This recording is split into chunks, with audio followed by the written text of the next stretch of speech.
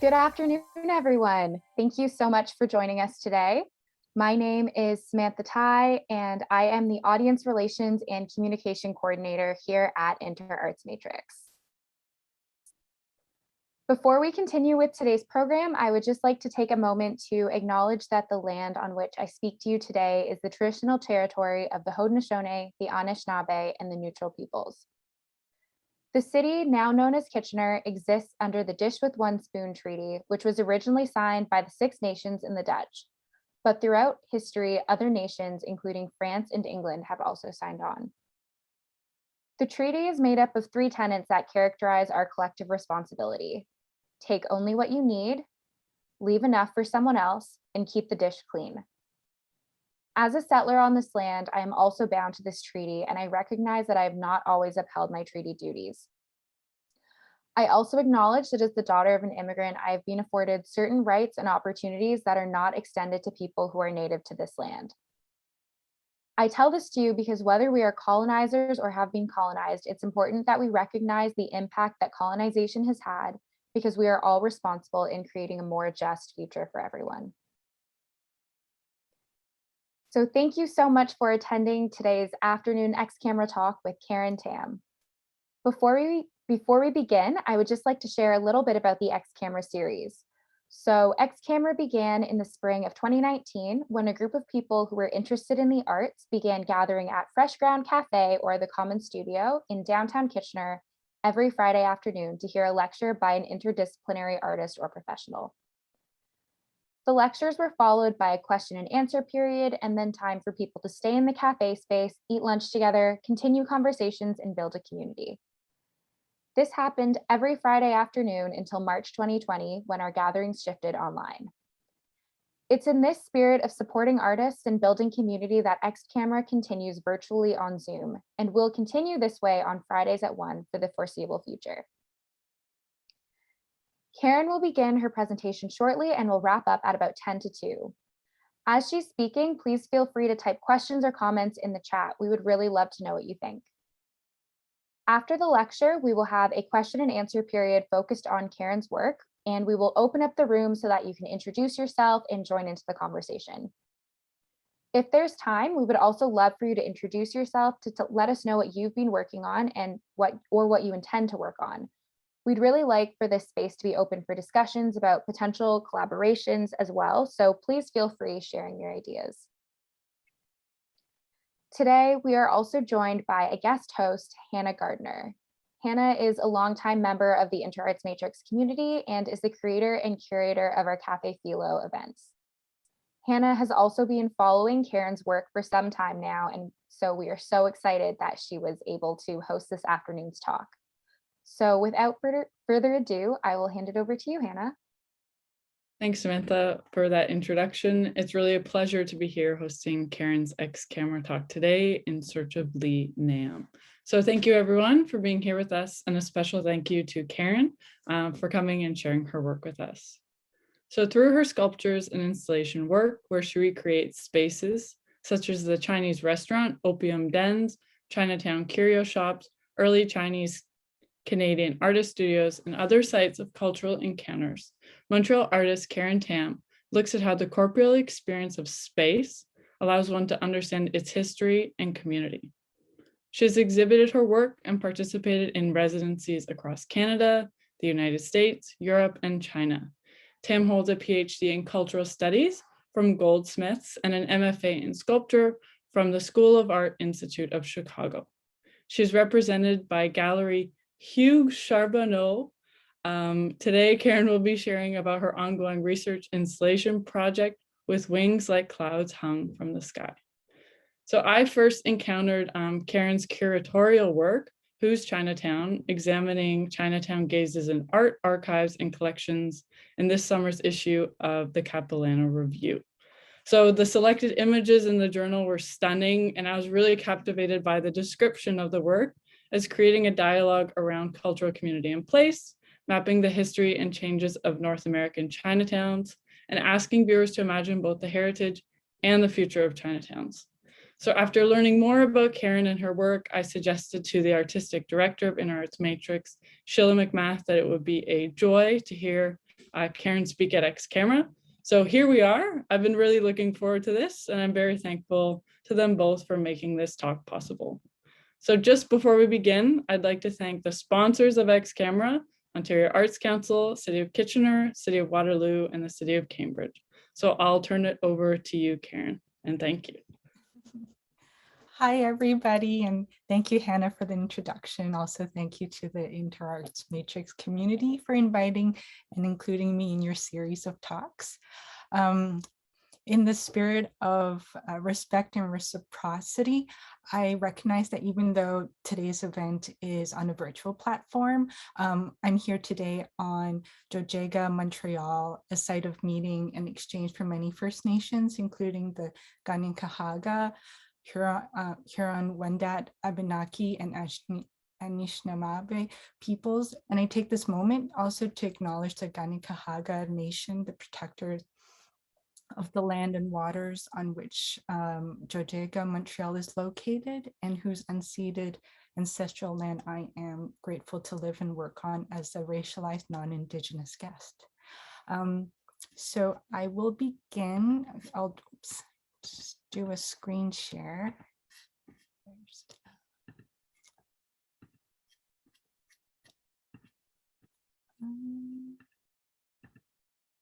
Right, okay.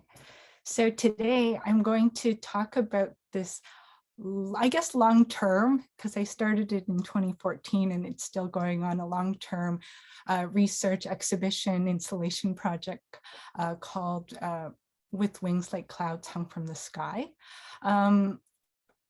which has expanded each time it has been presented. And it was initially conceived in 2014 in response to an invitation by Lisa Baldessera to be part of the Convoluted Beauty in the company of Emily Carr exhibition she was curating at the Mendel Art Gallery, which is now the Remy Modern in Saskatoon. The exhibition in part was looking at the legacy of Emily Carr and her influences on contemporary artists. So, so when I was invited to do this, first of all, I remember that in high school, I had read in Emily Carr's journals, hundreds and thousands, several journal entries where she mentioned a Chinese immigrant artist called Li Nam. And so I decided to reread, to go back to her journals, and kind of the installation that I'm going to show you to begin with is called Flying Cormorant Studio for Li Nam, and reimagines the studio of Li Nam, who was active in Victoria 1930s. He was friends with Emily Carr. And as a historical figure or artistic figure, little is known about him except through her journals. And later on, someone found a 1933 article in the Chinese Times newspaper. So in this image that I'm showing you, it's just like an article from the Daily Colonist, where it's Emily Carr's plan for the People's Gallery, and she included in this exhibition in 1932, she had invited Li Nam to be part of it. He had, in her journal entries, had visited her, came to her door with a roll of paintings, and showed his work, which were ink brush, traditional Chinese paintings, and he wanted to take lessons from her. And she, in turn, actually wrote about how she wanted to take lessons in Chinese painting from him. So anyways, what I found fascinating was not just their friendship, but this idea that they're, just thinking about early Chinese Canadian visual artists, or early Chinese Canadian visual production, and what that was. And so this kind of led me to doing some more research. At the time, it was just mostly like looking whatever I could find in the phone city directories to locate Lee Nam's studio residence. In Emily Carr's journal, she mentions that he had put on an exhibition himself at 556 Cormorant Street. And she described what it looked like in some of his paintings.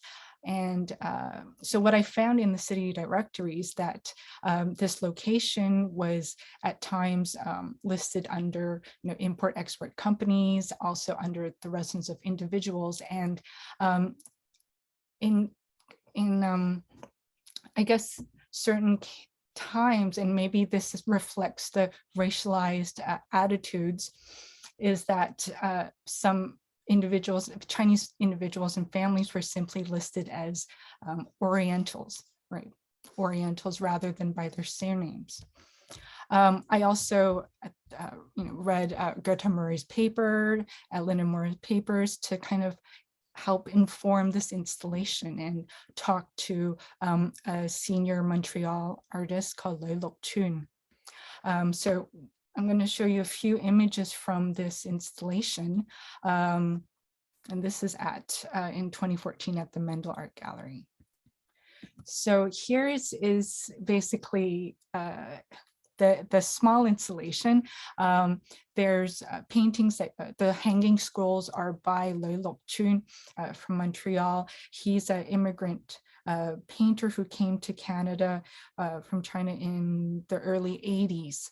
And I wanted to, in a way, to parallel his experiences, life experiences, and art making as a immigrant artist to Canada, parallel his and Lee Nam's lives together.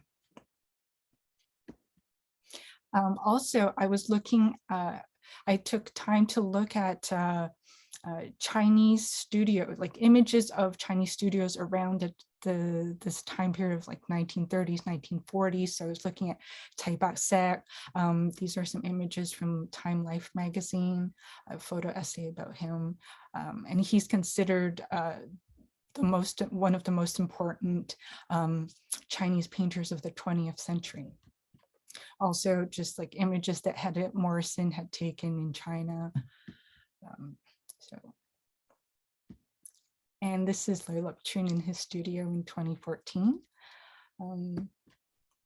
And I wanted, one of the other things that I'm going to elaborate on later in the talk is about this idea of lineage of the sharing of knowledge.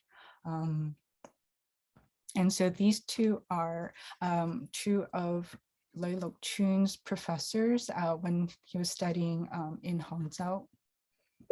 Oops.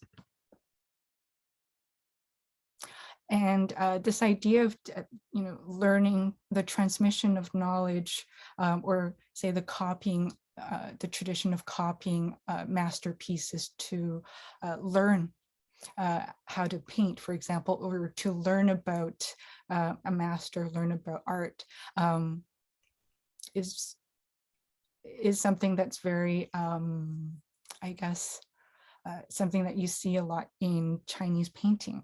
And so what I also have included besides Lê Lộc Chun's works are also a lot of sketches and paintings by my mother, who is one of Lê Lộc Chun's students. So this is one of her paintings.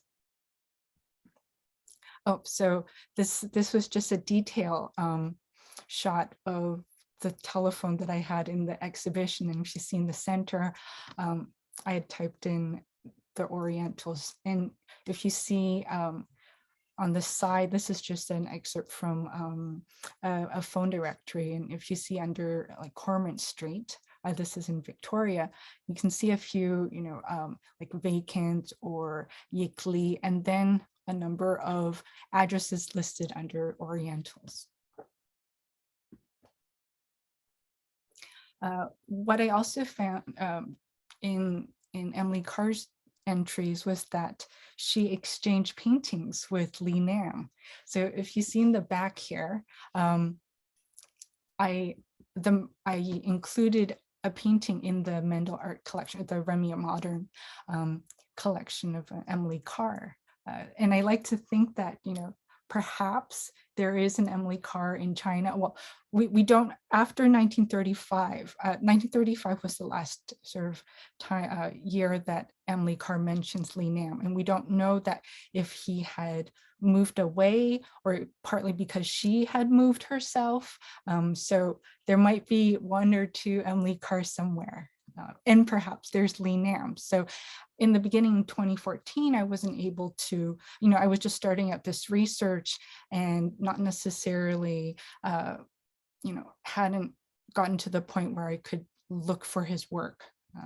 Mostly because, at the time, we didn't know what his Chinese name was, like the Chinese characters. So in 2016, I was invited to do a research residency with the Art Gallery of Greater Victoria.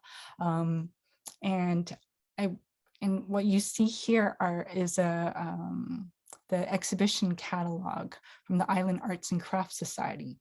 Now, despite the rejection of his application to join the Island Arts and Crafts Society due to his race, one of Li Nam's works entitled Eagle was included in this 1933 exhibition, as well as under the watercolor category, and then two other works under the pastels, black and white category. Now, during the research residency, I did a lot of research in the AGGV archives or collections. I did studio visits with local inkbrush artists. I visited the building where Li Nam held his exhibition, as well as other archives. So I've kind of highlighted the three works that's listed in the catalog. Now, what we know about Li Nam was that he was from the Toisan region in China, in Guangdong province. He was in Victoria, he was a bookkeeper and did brush paintings of bird and flowers landscape, but he also did one of a female figure.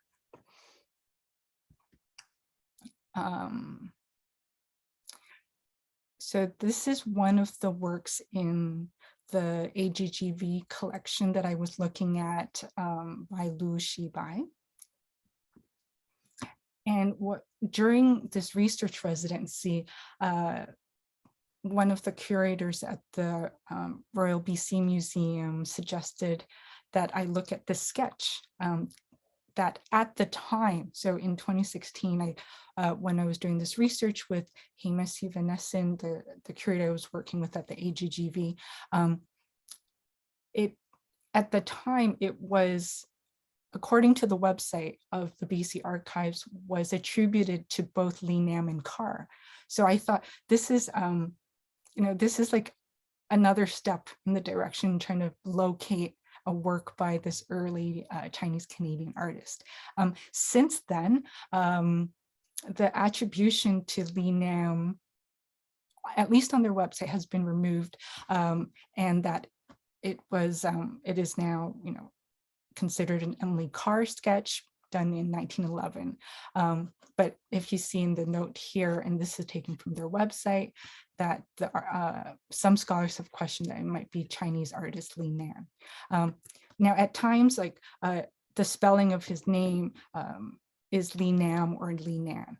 So here's just an image of what the building looked like in 1965 from the City of Victoria archives.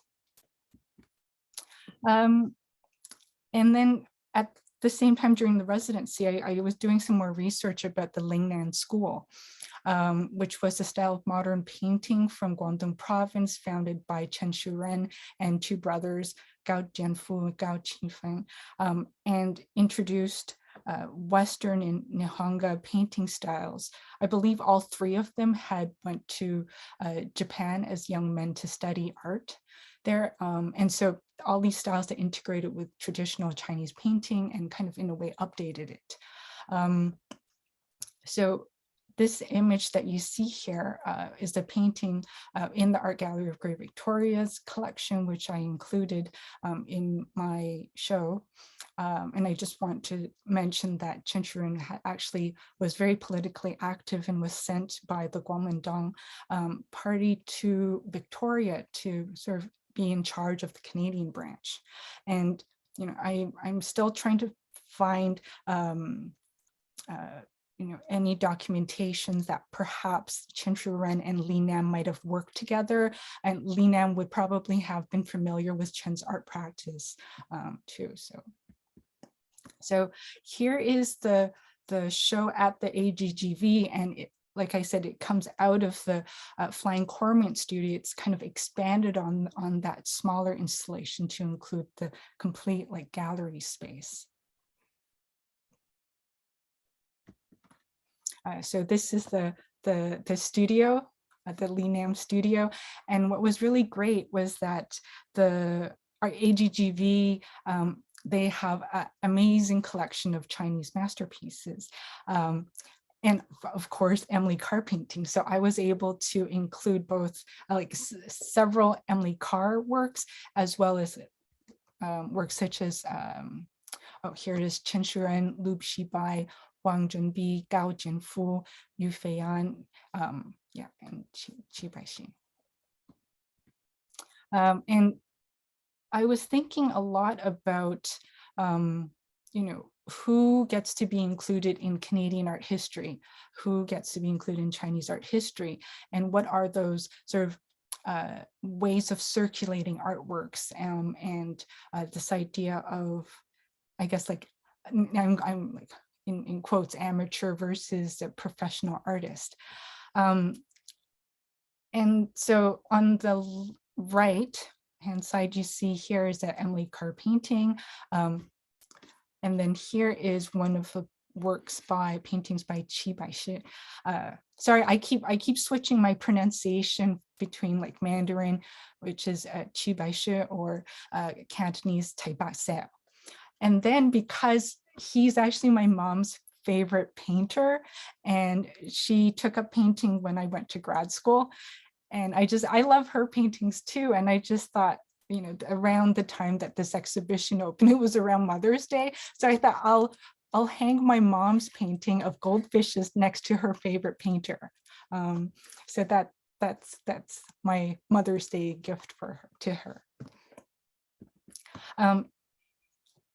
So yeah, I'll just maybe quickly go through some of the images from this installation. So in the back here, you see 6 scroll paintings by Loi Lok Chun, my mom's painting teacher, and they're landscape paintings. I had, in our conversations, we talked about landscape painting, but also I asked him if he could make some paintings for this exhibition that were based on his memories of the Rockies, and also of visiting the images I showed you earlier, the Wangshan, the Wangshan Yellow Mountain. Oh, sorry, here's the images. And this is with his classmates, including his wife. So Loi Lok Chun is this figure here, and then his wife right here.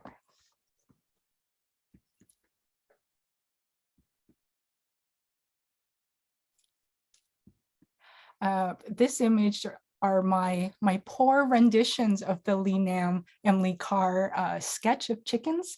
One of the other small installation components in this larger with wings like clouds hung from the sky is called like raindrops rolling down new paint, which is a line from from Emily Carr's journals. And it's this hanging interactive participatory installation where originally there's 300 paintings by Loi Lok Chun, by my mom, whose name is Tam Yin La, and myself. I only made, I think, 10 or so, and then I just got really embarrassed of the low quality of my sketches versus my mom's and Loi Lok Chun. And the idea for this in terms of participatory was I hope everyone can see where the arrow, the mouse is, where I'm kind of circling over here. The table you see here is a workshop zone that I created, which is to mirror the Lee Nam studio on the other side of the wall. So the idea is that I invited local artists such as Andy Liu, who is Liu Shibai's son, actually, local artists such as Andy to come give workshops or to give demos on how to paint chickens, for example. And then people could take part, and then they could either take the painting home or they could add to this growing installation.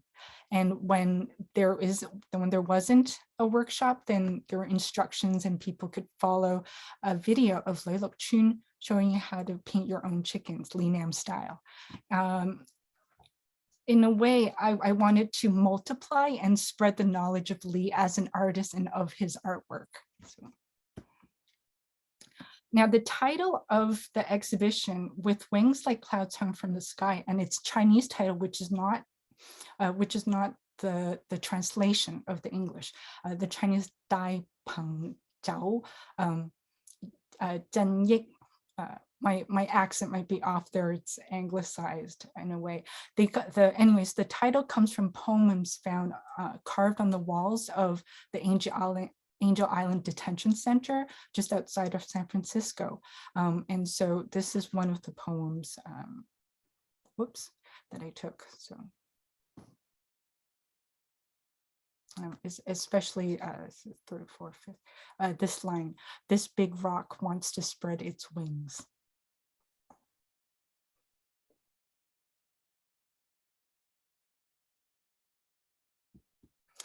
Now, at the same time, the whole project, I wanted to bring Lee Nam's presence out, to make him visible.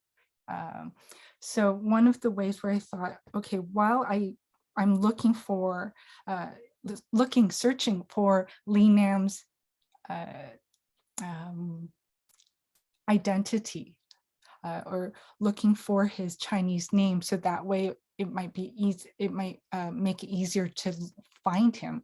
I actually looked through Canadian immigration records for individuals whose names also share the same name, either Lee Nam, Lee Nan, or variations of it. And I produced 12 portraits out of this of individuals whose names were Lee Nam.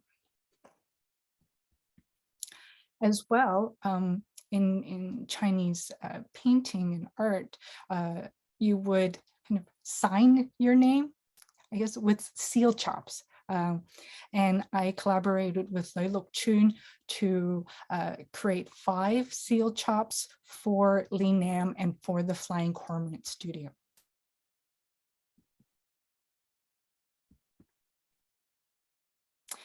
As part of this, I also collaborate with my parents to make 12 albums of ink paintings, just using my mom's scrap paintings, and my dad would sew them together in a book.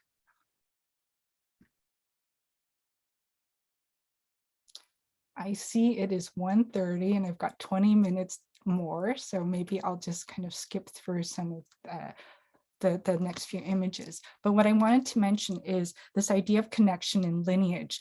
And I invited the local artists such as Kalisa Wong, Richard Wong, Li Fu, Andy Liu, to be part of the exhibition, not just as artists who are giving workshops, but actually include their work within on the walls amongst the Emily Carrs, amongst like the Yu Fei-an or the Liu Shibai. And I wanted to also bring this idea of what I mentioned earlier of the transmission of knowledge. So Kalisa Wong has taught airbrush painting for many years. She's also the principal of the Chinese public school in Victoria. Richard Wong also teaches Chinese painting, and he actually was a student of Kalisa's. And as I mentioned, like Andy Liu, he gives workshops and he gives classes. And this is his studio. So I was able to do a few studio visits. So the two paintings on the left are by Kalisa Wong. The one on the right is the Lu Shibai.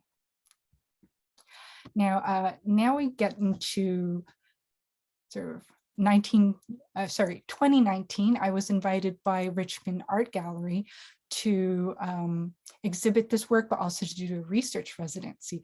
And this is where I wanted to talk a little bit more about how the project has evolved with each presentation, because each time new knowledge has been uncovered about Li Nam, and also through the connections with the community. So this community network, I've met like so many amazing inkbrush painters, and to learn about how their works circulate and how it's quite dynamic. And so through the research residency, meeting them, going to archives again, reaching out to different museums to see if I could borrow either artworks or objects and furniture in the installation. So these are some of the local artists who I met. Oh, okay. And the reason also why the project evolves, that each time I show it, the space seems to be even bigger and bigger. So then that gives me like sort of incentive to kind of make more work. I wasn't able to visit Anna Wong, who's a master printmaker. I wasn't able to visit her studio when I was there because, and what's interesting is that her family has kept her studio after she passed away, but the director of the Richmond Art Gallery did visit and kind of made the connection with her family. And so we were able to borrow not just her work, her paintings for the show, but also objects from her studio.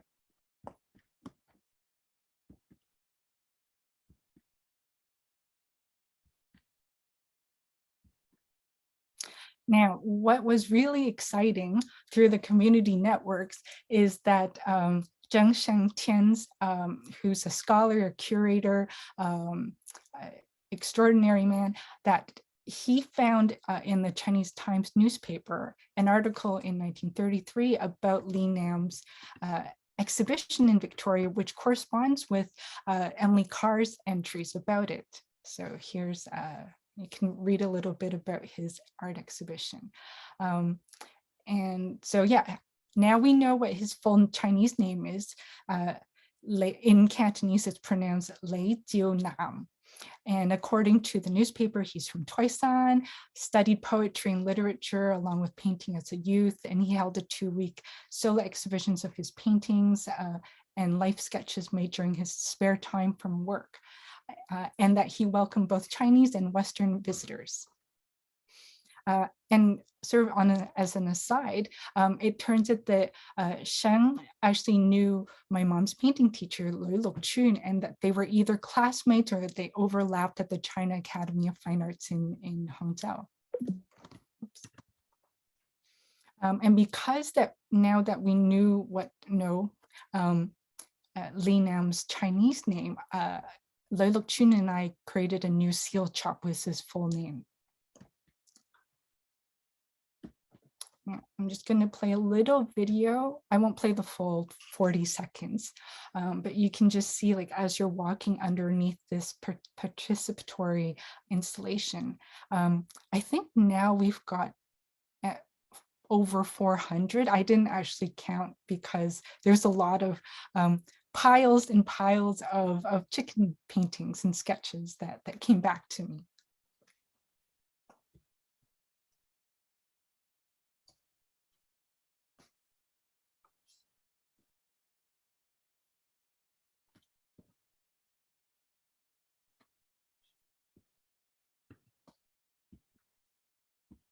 Oops.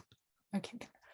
So when you walk underneath this this installation, you come into like a very large octagonal gallery space, which is the workshop zone with several tables, and that people, again, similar to what I did with in Victoria, so people could either, do self-directed activity following the video that Lê Lộc Chun and I made, or else I'll show some images afterwards of the family Sundays and sort of workshops and demos given by local artists. Again, I also included and invited local artists to have their work, in this exhibition. And so some of them, and I have on the left here is Kalisa Wong. Again, I wanted to sort of have this continuity from one exhibition to another, that I would also have works from the artists. No, I guess I'm just repeating myself. The artists from before, from the previous version, be in the new, in the current exhibition. So, and the one on the right of Flamingos is Ming Young. So these are the ones, the artists that I included from the Vancouver area. So Sheila Chow, Ming Young, Anna Wong, Feng Shude, and her parents' work. Her parents are Lao Feng and Lu Feng. There's also Harry Yu, Jeannie Lee, and Ping Ma. So this is the work of Ping Ma. He passed away in 2019, I believe, a few months before the show opened. And he was the teacher of Jeannie Lee. Jeannie Lee herself also teaches Chinese painting. This on the left is by Sheila Chow, and on the right here are the works by Anna Wong, her early works. And in the next to me is Harry Yu and his painting behind him. So there it is, next to Chai Pak-sen. And these are some more paintings by Lê Lộc Chun with cormorants and an owl. And so this is some of the images of the family activities and demos on making your own. Well, I guess here is pandas, but the idea was supposed to be birds.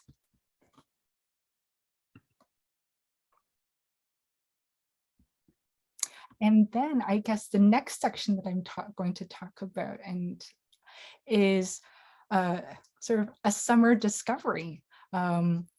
That earlier this summer, someone just out of the blue emailed me and said that they were just doing some research online because they had a painting that was signed with the name Lee Nam, and they came across my With Wings Like Clouds from the Sky exhibition and just got in touch with me. And it was just so exciting because you just think like this could be an original Lee Nam after all these years. And I didn't really like actively, put feelers out and ask people, do you have a Lee Nam in your house?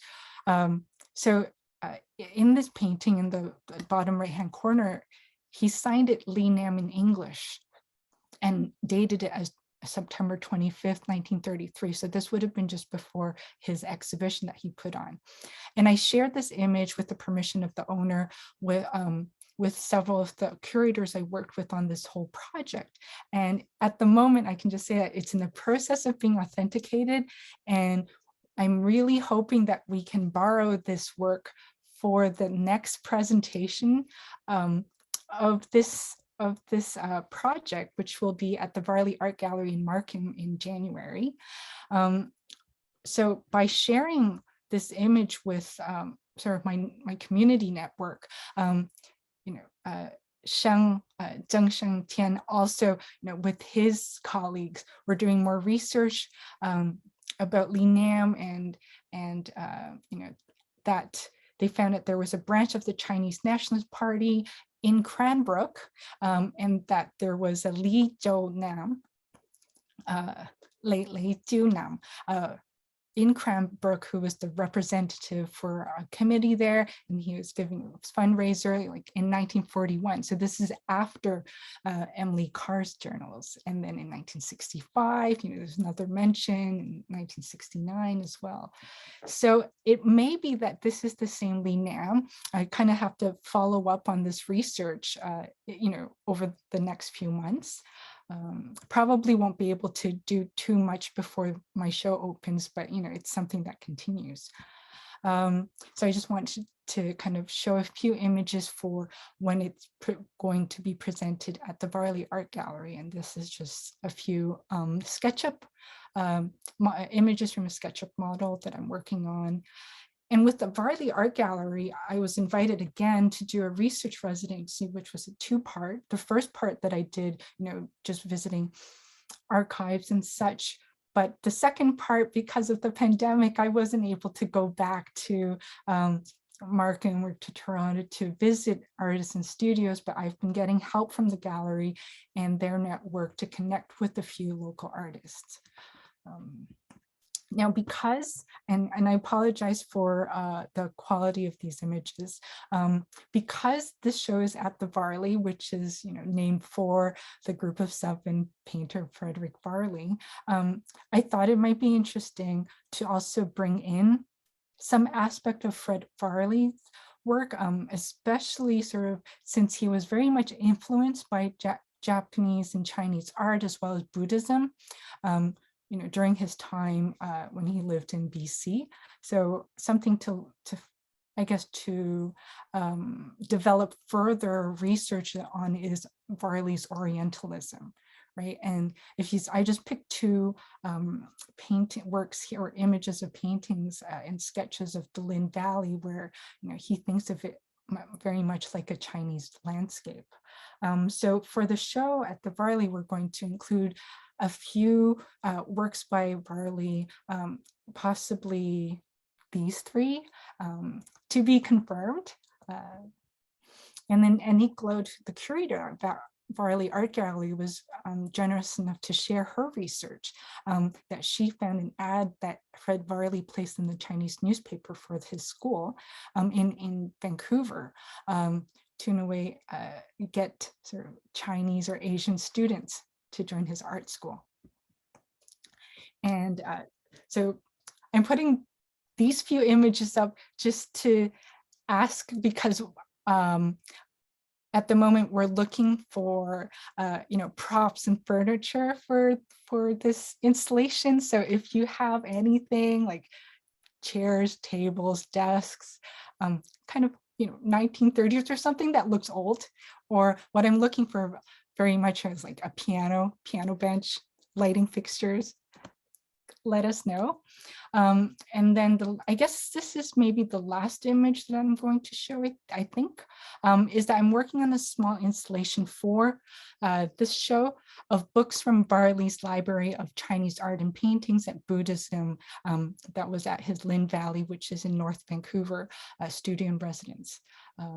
Unfortunately, there's another project that I want to pursue for this show, but unfortunately, because of the pandemic, I wasn't able to produce a sound work that involved a group of Chinese elders narrating through Mo Yu songs. It's a narrative form of music where they're narrating Lee Nam's encounters with Carr from his perspective. So I would like to invite you all, if you get a chance, from January 22nd to April 24th, to come see the show.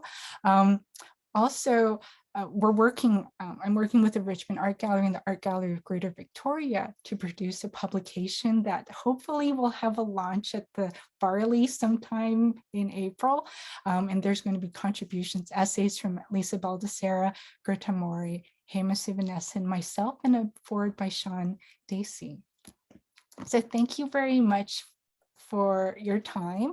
And Hannah's back, so we can get to questions and answers. Thank you, Karen. This was so interesting and beautiful to look at. Now, what I thought about the entire time as you were going through and explaining the artists that you've included in this.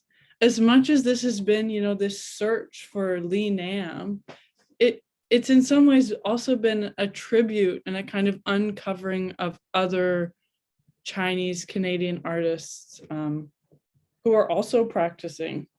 So in terms of creating new lineages through this, how has that affected, the creation of your works as it's grown? I think it's definitely like through meeting with and having conversations and dialogues with the like ink brush painters. I have to say, like before this project, I wasn't, and I still am learning about the ink brush traditions and the networks, and it's something that I feel is just so exciting, but that's perhaps for lack of a better word, like dismissed by the gatekeepers in, say, contemporary Western based institutions, in the way that, and I'm not going to name the institution, but if their curator of Asian art suggests acquiring some calligraphy, the acquisition committee would say, well, we've got a bunch of calligraphy already, why do we need another one? Like that kind of attitude. And then just and I was struck by how with the ink brush painters that they talk about lineage, about who they studied with and who their teachers or masters study with, and back, and so I was really that just made me think of differently, I guess, in a way. And then thinking about how certain artists or art practices are marginalized, and how we can as individuals or collectively kind of push back against that and create opportunities for each other, and support each other. And in terms of putting works together, I think it's lovely that you put your mom's work beside it's Chi Baishu's work, right? Yeah, that was so nice, in creating a new lineage within your work. It's really moving. And I also just want to ask too, Karen, before we open up the room, about what role like reimagination plays in your research and your creative practice. So my practice is very much archival and research based, but I try not to kind of in the final kind of final production or display of the work be sort of a straightforward interpretation of certain facts, and but to kind of open it up for the imagination and to kind of speculate what might have been or what could have been. And I guess taking this the with wings like clouds hung from the sky, that it started off in a way as speculative installation, just thinking about what could Li Nam's studio look like, and by creating this fictive installation studio that's but based on descriptions and based on conversations with artists of today, that in a way it's kind of bringing Li Nam into the future or into the present. Does that make sense? Yeah, and what could be. And you'll have to keep us posted on the authentication of the work. That's also really exciting. Yeah, I'm really excited, and just the possibility that there might be some Li Nams floating around that we don't know about, that maybe the owners are also unaware of. I'm sure. What did the people who contacted you, what did they think upon learning about your research into this artist? I think they were a little overwhelmed, after I had asked, permission if I could share with the curators, that I work, because we kind of all like, wow, it's a Lee Nam. Can we Yeah. come?